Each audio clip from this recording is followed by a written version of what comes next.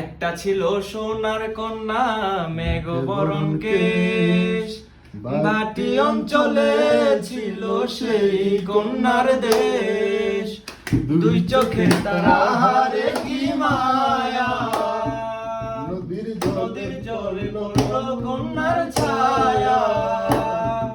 তাহার কথা বলি, তাহার কথা বলতে বলতে গা ভাসাইয়া চলি আমি। তাহার কথা বলি, তাহার কথা বলতে বলতে নাও দৌড়াইয়া চলি।